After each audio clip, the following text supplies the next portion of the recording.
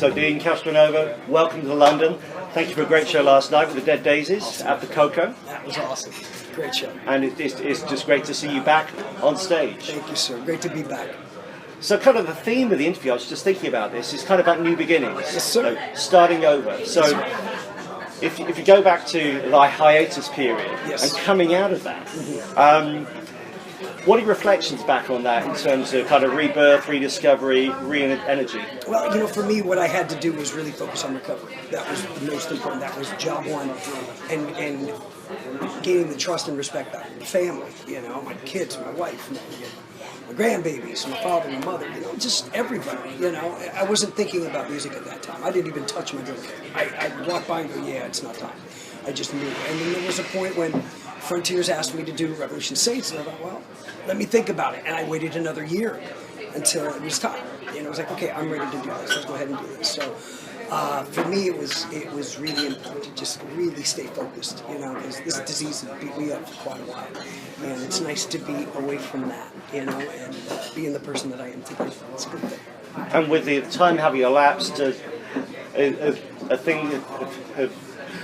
things are healed, and do you feel you've got kind of your life back, yeah, I think centered again with the family? Yeah, I got all that back. I think the biggest problem I've had now is trying to get back here. You know what I mean? It's not a problem. It's just got to get in there and start playing again. Yeah, the family's, you know, after 3 years now, sobriety, it's a good thing. You know, they can trust me, and they know where I'm going to be, and it's important. You know, I'm just grateful, very grateful that I still have it. And that kind of rediscovery, is that fed into the music, first of all with Revolution Saints and then on with Dead Daisies? How's that sort of contributed, kind of your new state of mind? Well, Revolution Saints was really almost autobiographical. You know, it was a lot of stuff about what was going on in my life, you know, and I had to spill it. It was something that really needed to be taken out of me. So that was a huge thing. And now the Dead Daisies have fulfilled the recording / touring side, which is what I've been aching to do, but knew I couldn't at that point, you know. Yeah. And now it's like, oh, you know, the sun's appeared, everything is good, and you know, I'm working again, I'm playing, I'm loving it. And you have a songwriting credit on what's the track, Freedom? Yes, that was. So tell me about that. That was the first new territory. First song I've ever written, ever. And I came up with a guitar riff, and I sent it to Doug. I said, "Can you do something with this?" He goes, yeah, let me mess with it a little while. And of course, he came up with that wicked riff, and I was like, oh, yes, you polished it, thank you. And lyrically, that was just something. It was funny. When I was in treatment, I had every day we would have to journal. So at the end of every one of my journals, I would say freedom coming my way every day. I mean, I could show you pictures of them, you know, and. So is that become like your mantra? Yeah, pretty much. You know, it was like every day is a day towards freedom. Freedom from drugs, alcohol, you know, all the stuff that kind of has weighed me down in my life. And being able to purge on that record was huge for me, really huge. I needed it, I really did. And that one really kind of spills it for me, you know, that's it. And it sounds like from what you just said, you feel you timed it right in terms of not rushing too quickly back in. Yeah, you can't. I mean, especially in this industry. I mean, I spent 22 years on and off of drugs, 22 years. So for me to finally, you know, hit bottom, come back up and go, you know what, if I'm going to do this, I'm going to do this right this time. It's not going to be half measures anymore. I had to throw everything aside and put that first. And it's still first, you know. God, sobriety, family, job, in that order. And that's my mantra now, you know. That's what matters to me. Priorities shifted, you know, and it's good. It's really good. And so if we look at the great new Dead Daisies album, Let It Down has just come out, did you get involved early on in the creation of the music?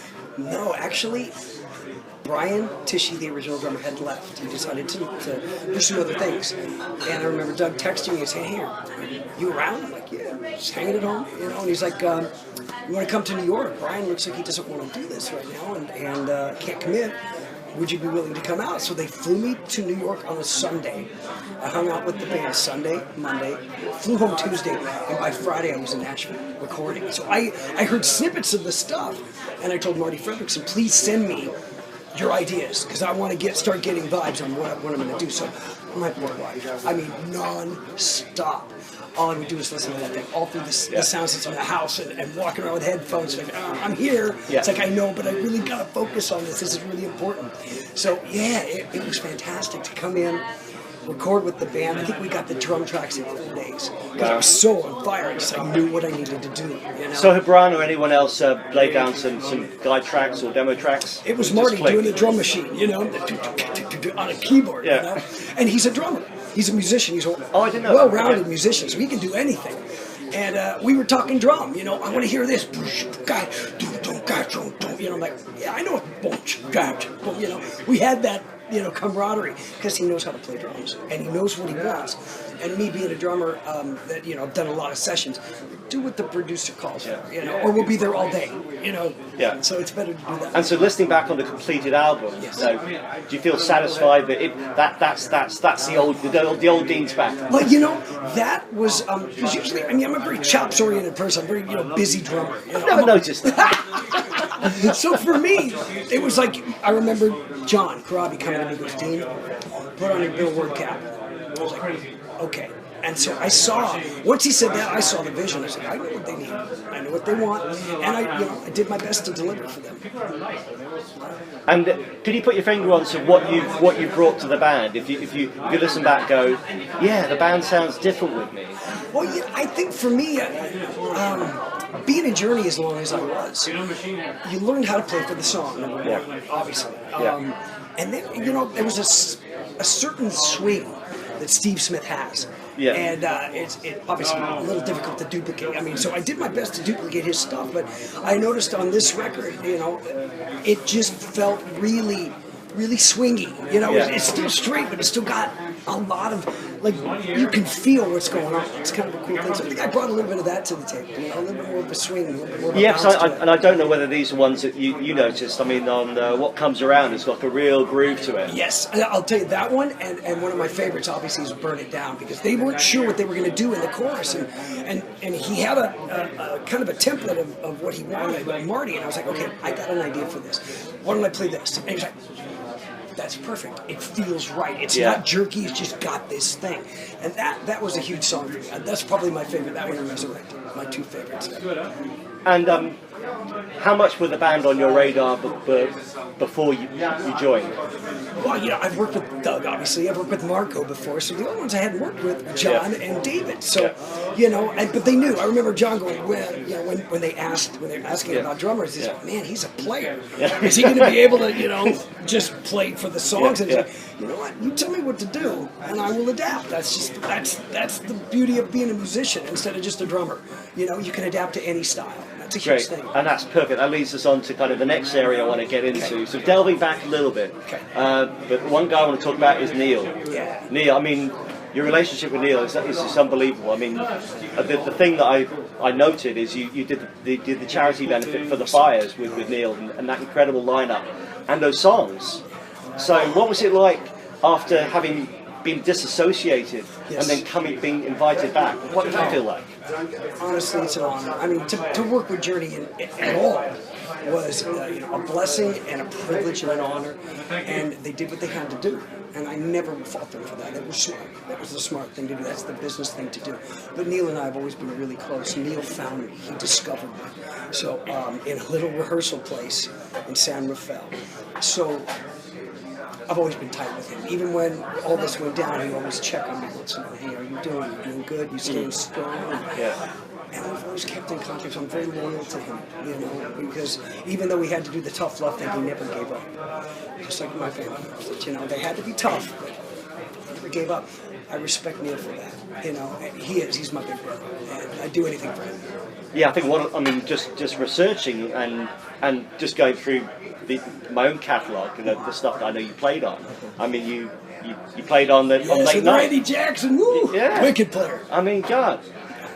And the real ironic, I found it ironic, is that the Tony McAlpine, you succeeded Steve Smith. Yes. How ironic was that? Yeah, Steve did the first record. And you did the second one. Oh, yeah, I was like, that was the coolest record ever. And then to do that one, of course, it was an honor. Tony's a genius. He's just a genius. And to play on that, oh gosh, you know, dream come true. Did you ever imagine at the time that the tables would be turned and you'd be kind of almost sitting in Steve's seat. Yeah, and now Steve is sitting in the seat I had for a little while. And it's gone the other way. Yeah. No, never. You know, I always wanted to be in Journey. I had two bands I wanted to be in when I was young: Kiss or Journey. Yeah. And Kiss on a crap in Spandex, so we know that wasn't going to happen. Yeah. Journey was my, if I could be in that band, because I love Steve Perry, and I love what Smith brought to the table. Yeah. What an amazing swingy drummer, but gosh, just the way he plays. And, you know, to be able to fill that seat for 17 years was an honor. It's an honor. And now he's back where he belongs. He needs to be there. That is his baby. I won the seat. Yeah. That's his gig, and he deserves it, man. He's original. It's the best. So when you were in Journey, you progressed when Steve was singing, and then you did the odd song, and then you became you had kind of your showpiece songs you did as well. Yes. And then playing with Neal more recently, there were some songs that you probably had never done in front of an audience, right? What was that like? Which songs were the hardest? Daunting. Oh gosh, give me a second. There's one that I Daydream was tough. Because it's it's very soft, you know, and the way Perry, you know, I'm being a drummer, I'm trying to, you know, juggle this, but it takes an autopilot to the voice, so that was a little different because there's a lot of breathing, a lot of long notes in that one, so that one was like, okay, got the breath, got the air. I think Steve was in the studio going, I'm going to record this vocal, and they'll never be able to replace me because no one can do that track. I'm telling you, there's stuff that Mr. Perry's done that nobody can touch. I mean, to me, he is the greatest singer of my generation, for sure. Yeah. That's why he and Ronnie James Dio. That's it. So, were there any songs that when Neal invited you back, were any songs you thought, oh, I might get to sing this song? Was it kind of a wish list Journey song that you'd always wanted to sing? He had a list of 60 songs. He was like, we're going to do them all. And thank God Greg Raleigh said, no. Quantity, no. Quality. Let's get the best that we can down. And he was like, yeah, you're right. Let's do it. So, yeah, there were songs like, oh my gosh, I'm going to be able to sing this with Greg Raleigh. Oh my gosh. I mean, how cool would that be? And it was an honor to work with Greg as well. Come on, you know. 2-time Hall of Fame inductee. Yeah, that's pretty heavy. That's got to be great. Oh, yeah. Okay, Exhibit B, Soul Circus. Yes. So, what happened 2005? You had the album recorded, then you couldn't go out on tour. What happened? You know, I lost a lot of things. And you look back and go, my God, you know, look at the opportunities I threw away. You know, and it's sad, and you'll steal stuff like it. You know, that's a rough thing. It's a rough thing to remember those things and go, damn it, you know. You know, had I not, you know, it's that kind of thing. Yeah, so, well, yeah. Bygones, yes, so sir. yeah, hindsight, yes, right? Yes, sir. That's it. And what do you feel about, because, I mean, luckily I bought this when it came out, Yes. and then Frontiers reissued it with Virgil Donatio. Right. What were your thoughts around that?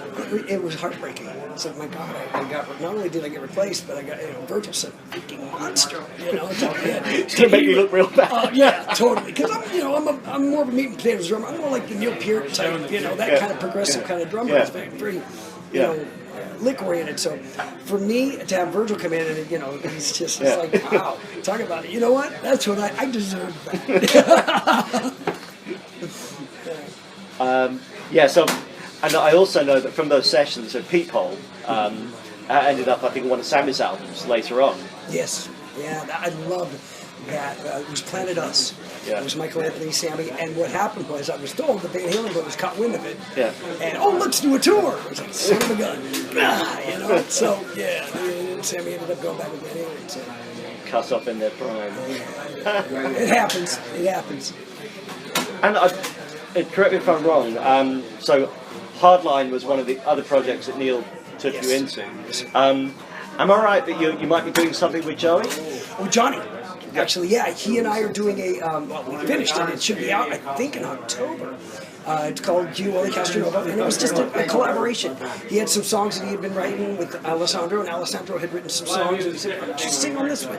Well, so Alessandro's the connection. Yes. Well, Serafino asked us, if you could work with any singer, who would you like to work with? I'm like, oh gosh, Johnny. I love him. I've always respected John singing. He's a bad boy. I love his vocals. I love his stuff. His delivery, showmanship, he's just the consummate performer. It was over the years. I mean, they played London last 5 years, and the voice is still whoa. Oh, dude, wait till you hear the record. My gosh, he nails it. It's like, yeah, he has lost nothing. Nothing at all. And did you get to sing backup harmony with him, or? Yeah, backgrounds, and I sang lead. So I think he's got like 5 songs on there, and I got 4 songs of 5. I think that I'm singing lead on. And yeah, I ended up doing backgrounds on some of this stuff. Yeah. Yeah, it's the duet. We did a couple of duets that were fantastic. So was that one of your unfulfilled ambitions to work with him again, or? Yeah, he's a brother. I mean, you know, no matter what has happened in my career, you know, being with musicians and you know, they all fall by the wayside. They're doing their own things. They're all family to me because it was a part of my life. You know, so I always see it as that. I always have. And so now that you've kind of ticked that little one, you scratched that little itch. Yes. Is there anyone else you think, okay? I would love to play drums on a Stone Sour record, but I love Roy. Roy's a bad boy too, but I love Corey Taylor. I think he's a genius. The man is just brilliant in my opinion, and great songwriter, awesome poet. I mean, he's, you know. Yeah, he's really underrated. I think when he sort of emerged as a solo artist, but is that the same guy? Yeah, and I love Slipknot to death, and I've always loved Stone Sour. I mean, I had the first record, and I just kept buying them. I'm a huge fan, so I would love to work with him if I could ever. He's a bad boy, like I said. But has there? I mean, I know you said Kiss were your Beatles, Yes, right? sir. Yes, sir. What about working with Gene or any of those guys? I'd love to work with Paul. I mean, yeah, that R&B thing that he's got, that's just incredible. But yeah, if I could work with any of those guys, are you kidding? Are you kidding? Yeah, oh yeah, I'd be like, I wouldn't be able to move. I mean, you know. And when you were young, did you put the Peter Criss makeup on? Peter Criss, Ace Frehley, Paul, yeah, everyone, every year for Halloween, I had it, and now I've actually got the costumes that were designed. They're my exact sizes and stuff. So on Halloween, I'll stick one on. Man! So I don't go anywhere. I just stay there. Oh, you need to Instagram those. Yeah. That was in the scenario where that does happen. Is there a Dean mask that where you were playing for Kiss and you take on an animal? What would that be? The Rock Badger. Rock Badger. I don't know. Rock Badger. Yeah, the B-52s didn't quite do that. And awesome. That would be absolutely amazing. Oh, dude, we could go on talking about that stuff for ages, but I'm here. that's just fantastic. But it's been an absolute pleasure. Now, the one thing I was going to ask, you're touring with the Dead Daisies. You've got your buds, you've got Doug, you've got Marco. Now, it strikes me that while you're doing this, you're not going to have a chance to play Revolution Saints because obviously Jack's not around. Jack's a busy man, and I do not fault him at all. That's his bread and butter, man. Night Ranger's his baby, and to take him away for that is pretty selfish. I mean, come on. So here's the thing. Do you guys say, Marco, you be Jack, and do you get together and jam Revolution Saints songs? We've not done it yet, but we've talked about it. Like if Jack's not available, I'd love to have him. I mean, because he could sing and he could play, and he's a monster. Yeah. So, but of course he could do that. Yes, exactly. So for us, it's like if Jack could do it, it would be a blessing. It'd be amazing. But if he couldn't, I mean, he's right there. It's amazing. I mean, the cruel irony is Night Ranger and Skid Row played a double header about 3 weeks ago in London. How was it? It was great. It was great. Yeah, I mean, Night Ranger always quality. And I got to fill in for a couple of shows for Kelly after he had heart surgery. And I wasn't aware of that. It was incredible. One in Dallas, Texas. Yeah. And the other, gosh, I got to remember where it was. I don't remember. I think it was Indiana, maybe. I think. Yeah.